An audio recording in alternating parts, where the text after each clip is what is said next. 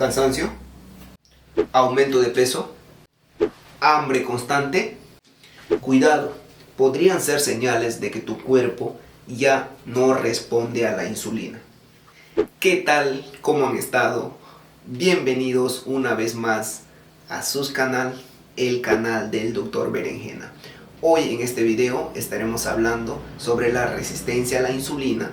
Descubrirás qué es la resistencia a la insulina y por qué es considerado como el primer paso para llegar a las enfermedades metabólicas, una de ellas muy conocidas como la diabetes mellitus tipo 2.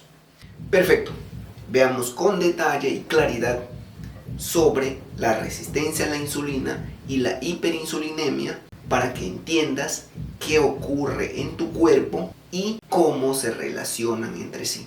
Vayamos.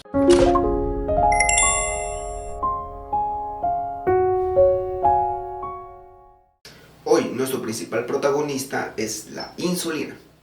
La insulina es una hormona secretada por el páncreas. El páncreas posee unos islotes, un grupo de células que son conocidos como células alfa, beta y delta, que secretan glucagón, insulina y somatostatina. En esta ocasión vamos a ver la importancia de la insulina en nuestra salud. La insulina es una hormona secretada por las células beta del páncreas. Su función principal es facilitar el ingreso de la glucosa a la célula en músculos, tejido adiposo o diferentes otros tipos de células que necesitan de glucosa. Entonces, la insulina es sumamente importante para regular los niveles de glucosa en sangre. Veamos el mecanismo de la glucosa. Cuando nosotros consumimos alimentos ricos en carbohidratos, sean simples o complejos, va subiendo nuestra glucosa. Entre 0 horas a 2 horas más o menos se da el pico. Entonces el efecto de la insulina es bajar los niveles de glucosa en sangre. ¿Y por qué sucede la resistencia a la insulina? Veámoslo. La resistencia a la insulina significa que nuestras células no están respondiendo adecuadamente a la acción de la insulina. Es decir, la insulina no llega como una llave para abrir la puerta a la glucosa. ¿Cómo sucede esto? Tanto la glucosa consumida como la insulina vertido por el páncreas están en la sangre. Van a ir hacia la célula. La insulina va a ser recibida por los receptores de la célula. Una vez que ha sido recibida, va a activar, va a ser como una llave, va a entrar a la célula en forma de un mensaje. Veámoslo así, en forma de un mensaje, que es la tirosinquinasa. La tirosinquinasa a su vez va a llevar el mensaje a los receptores de insulina, del sustrato de insulina, es decir, la RS1 y RS2. Estos van a ir, a su vez, van a avisar a la membrana donde está el GLUT4 para que permita el ingreso. Esto es bioquímicamente una explicación simple para que ustedes puedan entender y no nos metamos en lo que es lo profundo de la bioquímica y se convierta esta información en aburrida y de difícil acceso para ustedes. Entonces, sigamos. Cuando el GLUT4 ha recibido el aviso, abre las compuertas, es decir, la puerta, y ha sido entrado la insulina como una llave, abre la puerta y permite el paso de la glucosa. Este es el mecanismo fisiológico como sucede y cómo debiera de suceder en nuestro organismo. En el caso, veámoslo así, en el caso de la resistencia a la insulina, esto no sucede así. ¿Por qué? Lo que pasa es que en el exceso de consumo de grasas y carbohidratos, ¿no?, se acumulan en los adipocitos, es decir, consumimos grasas, van a los adipocitos están tan llenos que revientan.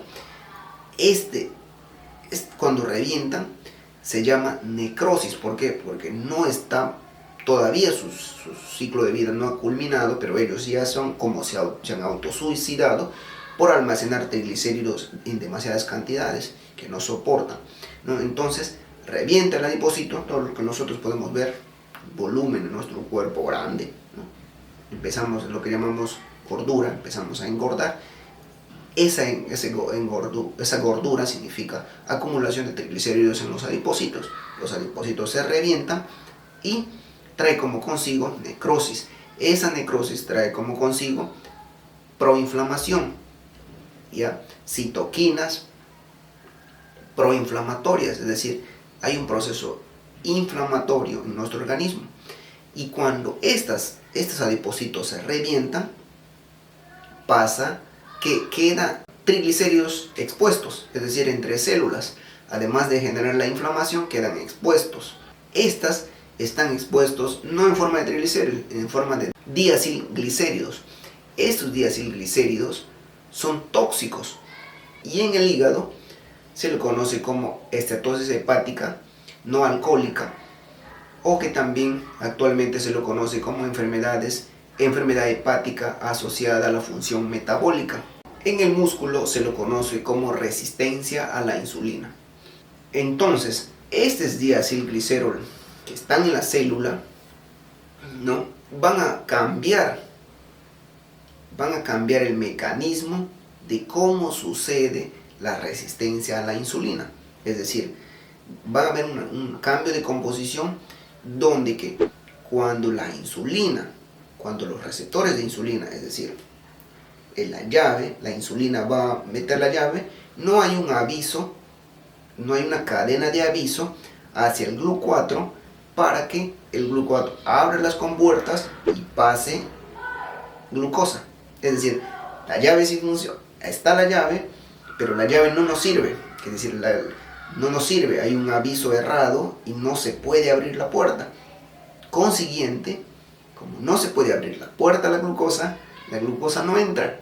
Al no entrar la glucosa se queda en sangre. Aquí va a suceder un mecanismo cíclico, donde que el páncreas va a seguir produciendo insulina. ¿Por qué? Porque la célula avisó al cuerpo, avisó al sistema, avisó al cerebro y dice que no tiene energía.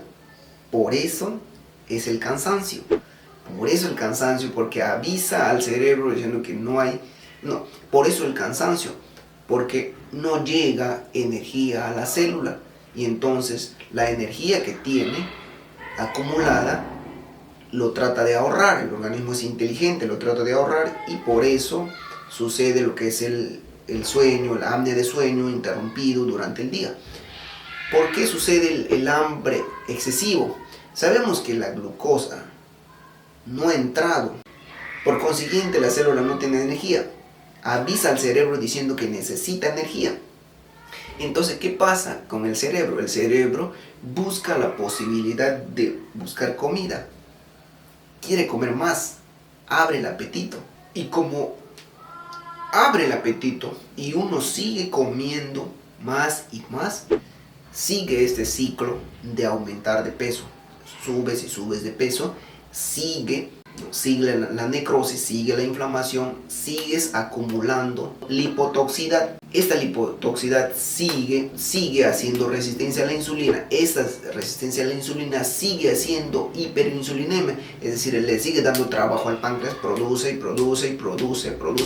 Las células beta del páncreas siguen produciendo insulina. Quiere decir que la insulina está demasiado alto porque sigue habiendo glucosa que está en la sangre, que no debiera estar, que al cabo de 2 horas el pico debiera de bajar. Por eso se hacen los exámenes para ver el nivel de glucosa, llegando así a que las células beta del páncreas, por estrés oxidativo, disminuyan su función, mueran o se suiciden, abandonen necrosis, y no hay quien nos salve de la glucosa, es decir, no hay quien baje la glucosa en sangre.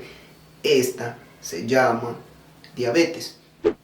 Ok, veamos entonces los factores que favorecen a la resistencia a la insulina. cuáles son esos factores de riesgo, de qué yo me debo cuidar de llegar a la resistencia a la insulina, luego a la hiperinsulinemia y terminar en una diabetes o terminar en una hipertensión o problemas de mucho más riesgo metabólico, ¿no? El principal factor es la obesidad visceral, la grasa abdominal. ¿Por qué sucede la obesidad? Muchas veces por el desequilibrio de consumo energético, consumimos más de lo que necesitamos.